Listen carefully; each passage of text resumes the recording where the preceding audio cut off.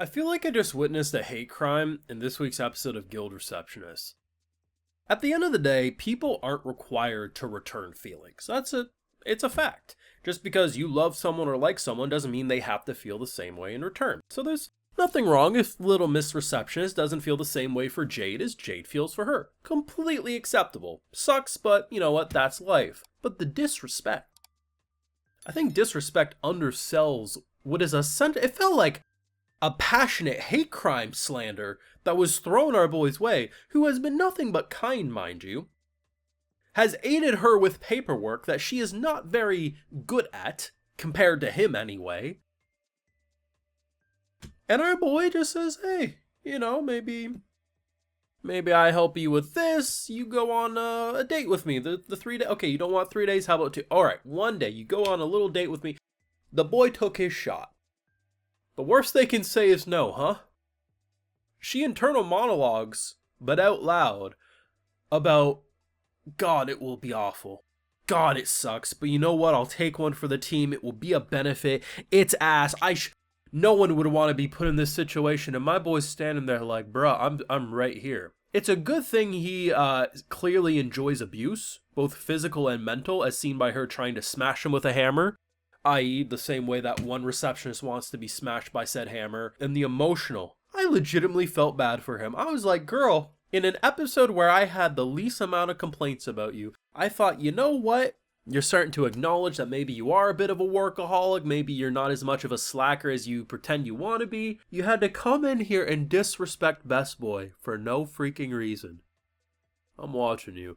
This was a great episode. Haters will call it filler, but it was fantastic. Of course, if you want to support my work, see my full thoughts on these episodes, we got the Patreon, we got those full live reactions available exclusively over there if you're so interested. So I very much enjoyed this episode. I'd say it's, out of the 5, it's at least top 3. I'm not going to say it's like 1 or 2 because there's been a couple of those episodes that have been a banger, especially the Dark God episode. But I think a lot of people are going to write this episode off as boring or there's not a lot to talk about. But these are the episodes that makes a show a lot more engaging than it would be is if we just continuously made it slapstick comedy because look at the dumb receptionist humor and here's the next dungeon crawling adventure. Turns out though, they actually have like a little training program, which I'm not sure if I'm just misremembering or like I don't remember at all because I don't recall this ever being implied, but that stadium when we first met up with the Guildmaster, they can do full ass hologram fights. I was confused because I was like, okay, we've seen actual blood in the show, and we did some damage to this, like, big werewolf-looking creature, fully armored up, looked really cool.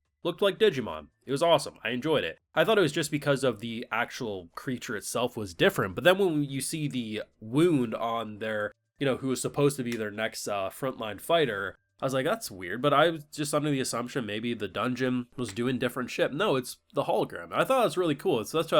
It's nice to know that the people who go and put their life in danger do have like a simulation program that could essentially act as a very good training situation rather than just going headfirst into God knows what type of territory.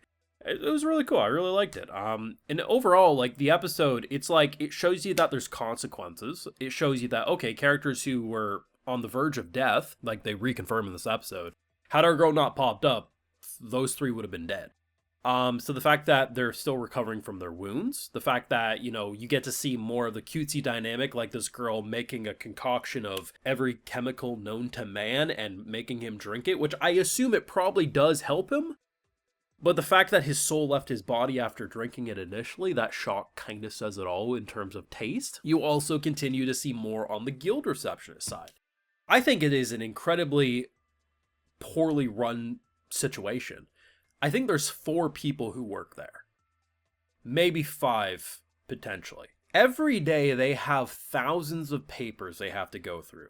This is the most poorly run Guild Receptionist I think I've ever seen. Because these girls are flooded with far too much work. And a girl who claims she wants to have the laziest lifestyle known to man is clearly like saying, well, I can't push it off than other people. Okay, sure. At least admit to the fact that you're a workaholic. But you have to understand that you're invaluable technically. Because realistically, if she stopped doing it, the whole place would fall apart. Use that as your authority. There are so many jobs in this world that, yes, you can be fired by talking back. Yes, you can be fired for, thinking you're irreplaceable. But in this case, there are certain situations where the boss in question knows the place will fall apart without you. Slap your dick on the table and get you way more people. He says he's hiring? No.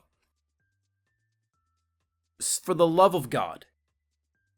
Why are you guys mopping the fuck... She started cleaning the floor in this episode. Hire a damn janitor. Then you would have more time for paperwork. It is the most poorly run guild area I think I have ever seen. And I'm blaming it mostly on the guildmaster because this dude is clearly cheap as hell. I appreciate that they're at least trying to cover on the, yeah, people made a baseless rumor. The next day we're going to clear it up. It ain't good enough, boss man. You, 2 episodes ago, said you were going to hire more guild receptionists. Even if we assume there's more that have been hired, clearly hasn't done shit for the workload. You need a couple dozen guild receptionists, clearly. And if you can't afford it, shut the bitch down. Like, it seems crazy, but the fact that they're the ones who have to mop the floors. Why? There is so much paperwork. There is literally... Hire a singular janitor to do the cleaning. Any of these small jobs that take away from the paperwork, hire easy to replace talent. If you want to try to argue with me that it's hard to find a replacement for guild receptionists, so that's why the hiring process takes longer. I disagree, but sure. You cannot with a straight face tell me you can't find someone in 10 minutes in this world to clean a damn floor. I honestly feel bad for her. Because she clearly has a heart of gold. She's also a bitch towards Jade, but you know what? He likes it, so I'll let it be. But this guildmaster is running a piss poor show, I gotta be honest. But for a slice of life episode that people are going to try to call filler, it did a lot for exposing mindsets for characters and kind of getting the ball moving on a lot of different character relationships. And for me, I consider that a success, and I'd say, yes, top 3 of these 5 episodes by far. Let me know your thoughts down below. What did you think of this episode? What did you think of the hate crime my boy had to witness at the end? And do you think they're ever going to actually hire more guild receptionists? Because I think not. Let me know your thoughts down below. Leave a like if you enjoyed, subscribe if you're new around here, of course, ring that bell, and like I mentioned, we got those full live reactions over on Patreon, and hey, while you're over there, I'll also give you a video shout out. So today we got Kenneth Sharp, Nathan, Aiden Arab, and we also have Alex, so I appreciate the support, everyone. Please take care, and you all have a good one.